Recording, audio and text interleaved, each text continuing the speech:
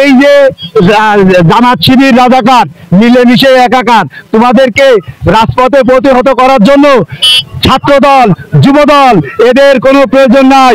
আমি দায়িত্ব নেব, একটা সংগঠনের মোকাবেলা করেন শুধু জেলা স্বেচ্ছাসেবক দল।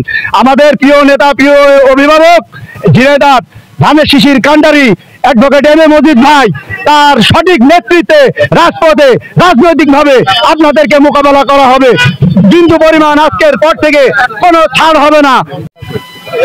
সুপ্রিয় দর্শক শ্রোতা মন্ডলী, আপনারা দেখছেন যে আমরা একটি মিছিলের সামনে অবস্থান করছি। আপনারা জানেন যে সারা বাংলাদেশ জুড়ে মব সৃষ্টিকারী এবং এই হত্যাযজ্ঞ, চাঁদাবাজি, বিভিন্ন যে বিশৃঙ্খলা, আইন শৃঙ্খলা পরিস্থিতির অবনতিকে কেন্দ্র করে বাংলাদেশ জাতীয়তাবাদী স্বেচ্ছাসেবক দল ঝিনাইদহ জেলা শাখা একটি কেন্দ্র ঘোষিত প্রোগ্রামের অংশ হিসেবে আজকে যে মিছিল বের করছে, সেই মিছিলে আমরা এখন আছি। সেখানে ঝিনাইদহ জেলা স্বেচ্ছাসেবক দলের পক্ষ থেকে এখানে নেতাকর্মীরা উপস্থিত হয়েছেন। তারা সারা বাংলাদেশ জুড়ে যে মব সৃষ্টি চলছে কিংবা যে নতুন করে ফ্যাসিবাদ কায়েমের যে চেষ্টা চলছে তার বিরুদ্ধে দাঁড়িয়ে তারা প্রতিবাদ করছেন এবং সারা বাংলাদেশে আইন শৃঙ্খলা পরিস্থিতির অবনতি, একই সাথে সারা বাংলাদেশে চাঁদাবাজি, হত্যা, লুণ্ঠন বেড়ে যাওয়ায় এই নেতাকর্মীদের কেন্দ্রীয় ঘোষিত অর্থাৎ বাংলাদেশ স্বেচ্ছাসেবক দলের কেন্দ্রীয় ঘোষিত কর্মসূচির অংশ হিসেবে ঝিনাইদহ জেলা স্বেচ্ছাসেবক দল আজকে এই প্রতিবাদী মিছিলে অংশগ্রহণ করছে।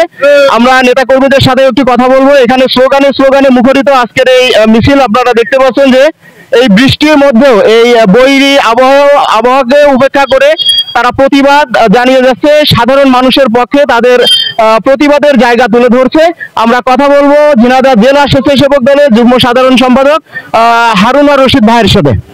বিসমিল্লাহির রহমানির রহিম। আপনারা লক্ষ্য করেছেন এই কিছুদিন ধরে রাজাকার, স্বৈরাচার আর বাচ্চা ছেলেরা যারা পূর্বের ইতিহাস জানে না, ওনারা ইতিহাস পড়েছে শুধু শেখ মুজিবের, ফ্যাসিস্ট হাসিনার আর জয়ের, সেখানে শুধুই দুর্নীতি, এছাড়া আর কোনো ইতিহাস ওনারা জানেনি। জুনিয়র বাচ্চা ছেলেরা, তোমাদের আমরা উদাত্ত আহ্বান জানাচ্ছি, তোমরা ইতিহাস পড়ো, সঠিক ইতিহাস জানো, শহীদ রাষ্ট্রপতি জিয়াউর রহমানের ইতিহাস পড়ে রাজপথে আসো, না হলে তোমাদেরকে দাঁত ভাঙা জবাব দিয়ে তোমাদের আবার ঘরে তুলে দেওয়া হবে। আর দেওয়ার আর কোনো সুযোগ দেখাচ্ছিলাম, তোমরা আমাদের সন্তানের বয়সী, সেই কারণে তোমাদের প্রতি সিম্পাথি দেখাচ্ছিলাম। এখন দেখি তোমরা মাথার উপরে উঠে নাচানাচি করছো। আমি তোমাদেরকে উদাত্ত আহ্বান করি যে এই যে জামাত শিবির রাজাকার মিলেমিশে একাকার, তোমাদেরকে রাজপথে প্রতিহত করার জন্য ছাত্রদল যুবদল এদের কোনো প্রয়োজন নাই। আমি দায়িত্ব নেব, একটা সংগঠনের মোকাবেলা করেন শুধু জেলা স্বেচ্ছাসেবক দল। আমাদের প্রিয় নেতা, প্রিয় অভিভাবক ঝিনাইদহ ধানের শিশির কান্ডারি অ্যাডভোকেট এম এ মজিদ ভাই, তার সঠিক নেতৃত্বে রাজপথে রাজনৈতিকভাবে আপনাদেরকে মোকাবেলা করা হবে। বিন্দু পরিমাণ আজকের পর থেকে কোনো ছাড় হবে না, এই বলে আমি আমার কথা শেষ করছি। ধন্যবাদ। দর্শক মণ্ডলী, আপনারা দেখতে পাচ্ছেন সারা বাংলাদেশ জুড়ে পরিস্থিতির ঝিনাইদহ জেলা স্বেচ্ছাসেবক দল মুখরিত। আপনারা দেখছেন যে মিছিল।